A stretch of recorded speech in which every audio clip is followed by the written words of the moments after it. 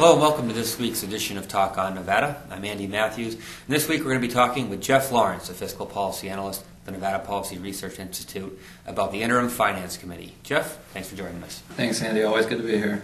All right, Geoff, so some big news out of the IFC this week. Just briefly summarize for us the actions that were taken the last few days. Well, the Interim Finance Committee, as part of the study of the state tax structure that they've commissioned, they're also creating what's called the Nevada Vision Stakeholders Group, which is essentially a group of special interests that will get together and determine new spending priorities for state governments over the next 20 years. They're going to develop what legislatures call quality of life goals, which are primarily going to be, new government spending initiatives, and their recommendations will be built into the study of the tax structure and the recommendations they get for that. So the tax study will reflect not just current government operations, but also these new proposals that come out of the stakeholder group. And give us a little bit of an overview of this group of 19 that's sort of been recommended. Who are they? Who do they represent? Just kind of your assessment of what we can take from this group and what it means. These 19 people that are on the Vision Stakeholders Group are literally a collection of special interest groups.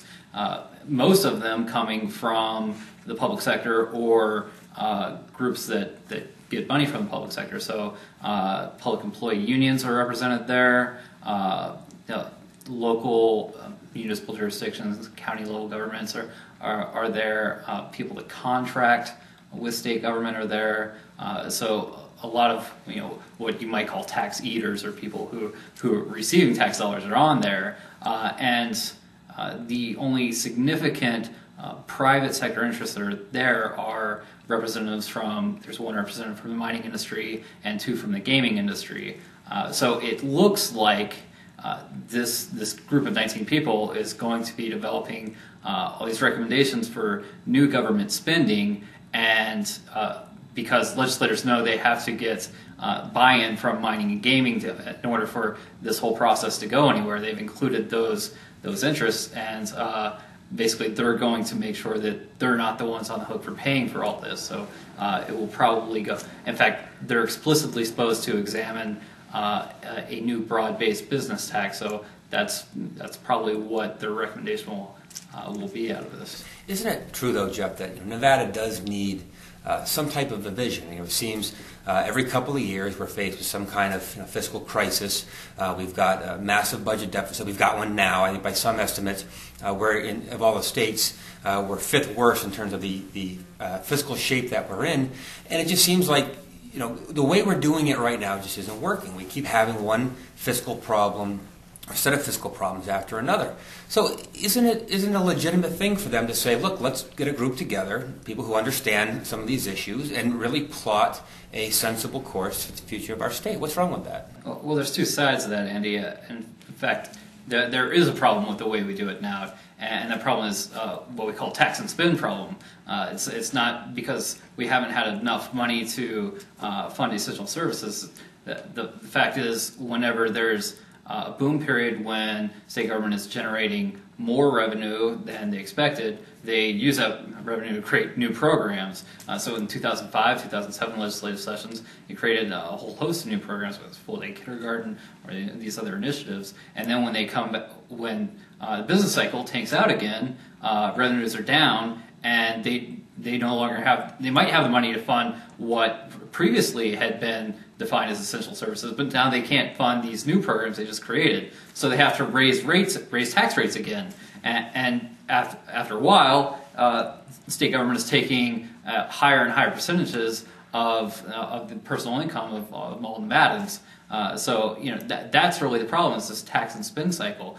The other side of this answer is the fact that it's nice to have a vision of where the state can go. However, this is kind of a top-down authoritarian vision that's being imposed on all individuals. We all have our own individual idea of what a quality of life should be, and every one of us defines that differently. in a free market, we're able to pursue our own interests by voluntarily exchanging with people in the open marketplace. However, the vision stakeholder group, the visioning process, takes a different approach, where they forcibly take your money from you and decide on your behalf what it should be spent on. So it's it's a forced lifestyle coming from the ivory tower elite. But these are lawmakers who are basically overseeing this process of putting this together, and there are elected representatives. We may disagree to some extent. You may disagree with some of the particular steps they're taking, but we hire these people to go and make these decisions on our behalf, and they've determined that in order to sort of map out a better future for our state, we need to get this stakeholder group together.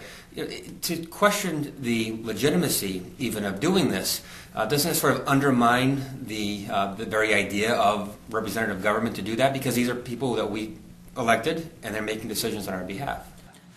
Well, our elected representatives are undermining themselves are undermining the credibility of democratic government, because we did elect them to decide to make decisions on how state government should be run. They're not doing that. They're appointing unelected people to do that on their behalf, and the reason they're doing that is because it gives them political cover. Now they're insulated.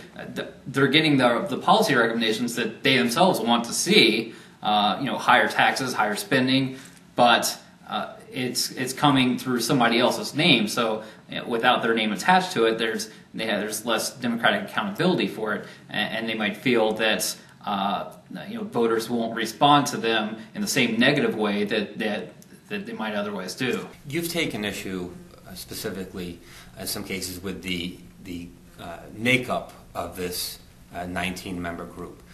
Special interest tax consumers. You've noted that there isn't really that small business representation there, taxpayer advocacy group representation. That's missing. If the makeup of that group were to be altered to include some of those sectors, would that change your thinking on this? I mean, would you warm to the idea of having this group if you thought they were a little bit more balanced, or are you just sort of against the idea of having such a group in principle? The recommendations coming out of this group might be more tempered if it was more balanced in the respect of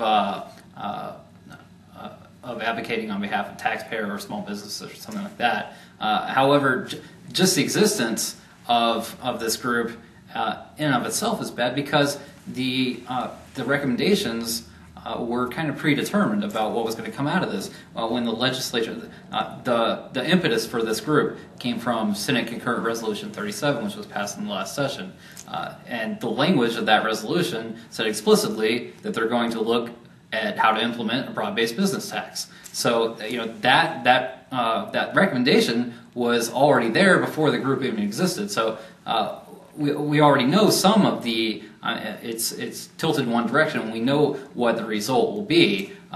We just the only difference of the composition of the group really makes is to what magnitude they want to see government grow. Well, Geoffrey, as I said at the beginning of the program, obviously a very big issue. We'll continue to follow it. As always, thanks for joining us. Thank you, Andy. Of course, I want to thank all of you for tuning into this week's edition of Talk on Nevada. As always, I want to urge you to check us out on the web. npri.org is the address for more information on this topic. And we want to hear from you. What do you think of the Interim Finance Committee and some of the recent steps they've been taking? Leave some comments in the section below and let us know what you think. Thanks, and we'll see you next time.